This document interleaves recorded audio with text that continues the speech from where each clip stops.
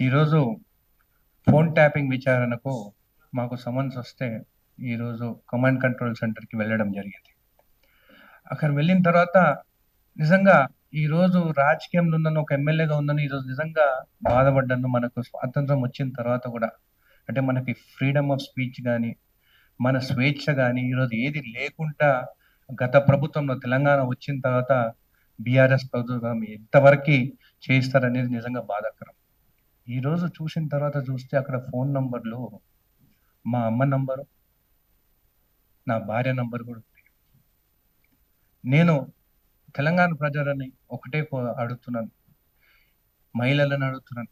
అమ్మ మీరు మీ భర్తతోని మాట్లాడితే ఎవరైనా వింటే మీకెలా అనిపిస్తది?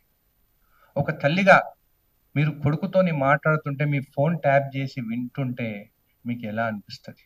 మా అమ్మ ఒక పెద్ద రాజకీయ కుటుంబం నుంచి వచ్చిన ఆమె. ఆమెకిప్పుడు 70 సంవత్సరాలు.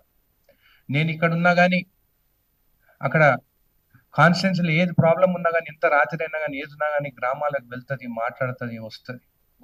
ఈరోజు ఆమె ఫోన్ గూడా వాళ్ళు ఆ రోజు ట్యాప్ చేసినారు. ఈరోజు ఇంటికి వెళ్తే నా భార్య అడుగుతుంది నన్ను. నేను రాజకీయాలకు వద్దననే, ఇంట్ల కొడుకుని చూసుకుందాము, మనకు బిజినెస్‌లున్నాయి కదా! చేసుకుందాం, ఎందుకు రాజకీయాలకు పోయినావు? ఈరోజు నీ వల్ల నా ఫోన్ గూడా ట్యాప్ చేసిందంటే, నేను నా భార్యకి ఏమి చెప్పుకోలేకపోతున్నాను. ఇంటికి పోతే, ఊరికి పోతే, మా అమ్మ దగ్గరికి పోతే, ఏందిది నేను ఆ రోజే చెప్పినాను.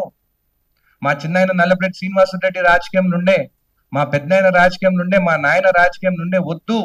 ఆ రోజు ఉన్నట్టు రాజకీయాలు ఇప్పుడు లేవు, బాలేవు, వద్దంటే విన్నావా?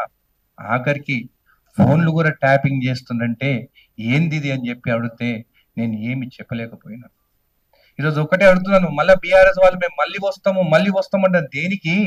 భార్యాభర్తలు ఫోన్లు మాట్లాడితే వినేదానిక మీకు మళ్ళీ రావాలనుకుంటున్నారు? మీ ప్రభుత్వం రావాలనుకుంటున్నారు? ఏందిది? నేను సీఎం రేవంత్ రెడ్డి గారిని కూడా అడుగుతున్నాను, అన్న ఇప్పుడు అందరూ అడుగుతున్నారు ఇంత టైం ఏందని.